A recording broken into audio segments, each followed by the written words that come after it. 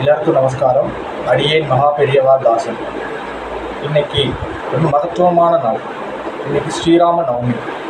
சாட்சாத் மகாவிஷ்ணுவே மனுஷ ரூபத்தில் அவதாரம் எடுத்து, இது மகாவிஷ்ணுவோட 7வது அவதாரம் ஸ்ரீராம அவதாரம். நடந்த யுகம் திரேதா யுகம். ராம அவதாரம் அப்படின்னா என்ன? மகாவிஷ்ணுவே ராம அவதாரம் எடுத்தார்னா ராவணனை வதம் பண்ணார், அதுக்காக மட்டும் கிடையாது. ராம அவதாரத்தில் ஒரு மூணு விஷயம் சொல்லப்படுது.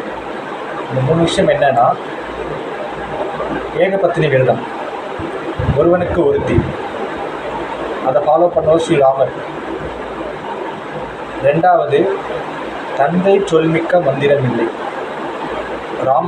ஸ்ரீராமர் அவருடைய அப்பா என்ன சொன்னாலும் மறு பேச்சு பேசாமல், என்னன்னு கேள்வி கேட்காம அதை முடிச்சு காட்டுவார்.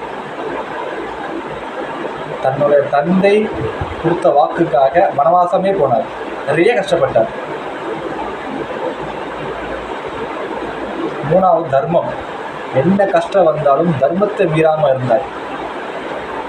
அவருக்கு ராமாவதாரத்தில் ஏகப்பட்ட கஷ்டம், நிறைய கஷ்டம்.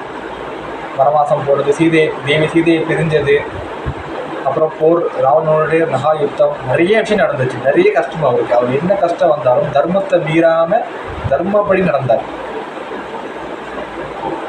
அதில் ஜெயிச்சும் காமிச்சார்.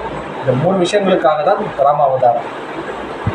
ஸோ இந்த நாளில் நம்ம சங்கல்பம் எடுத்துப்போம், தர்மத்தை மீறாமல் நம்ம வாழ்க்கையை நடத்துவோம். நன்றி. ராம ராம.